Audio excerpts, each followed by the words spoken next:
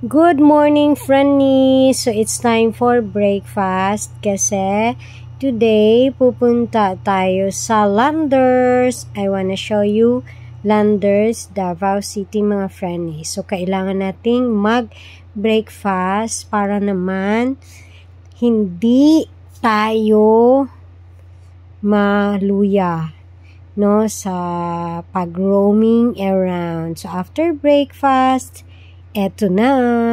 Ayan, friendy, mag-check out na kami. We're going home. Oh, di pa din.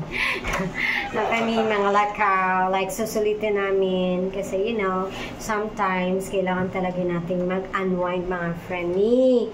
So, kailangan nating bigyang laan yan. Diba?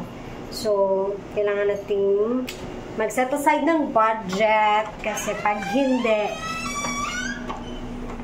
maano tayo sa work. So, hindi tayo maging productive. Char.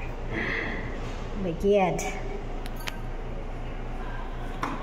So, nag-taxi na kami mga friendly kasi masyadong mainit at saka makakatipid naman kami kasi dalawa kami mga friendly.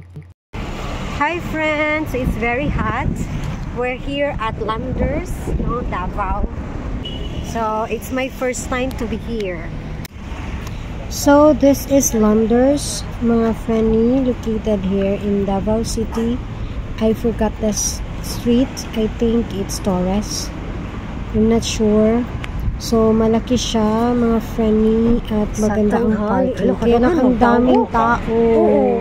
So, dahil madaming tao, mga friendly, hindi kami pumasok sa loob kasi matatagalan kami. Need pa kami magpa-register para makapasok. So, nagtambay muna kami dito sa my Starbucks. Ayan. So, as you can see, the Starbucks is just in front of Landers. So, ang Landers is very malaki at saka malinis pa nga, friendly. And dahil tapos na kami nag-Starbucks, pabalik na kami. Papunta muna kami ng mall to have our lunch bago kami uuwi, mga friend. Hi, friend. It's already 3:22 pero hindi pa kami naka-lunch and we don't have much in our breakfast kanina. So, this is my lunch. I hope maubos ko ito dahil talagang pumayat ako lalo ngayon.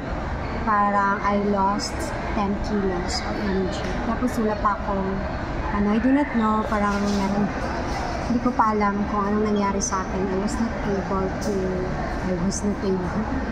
Hindi pa ako punta sa aking doctor to have a check-up.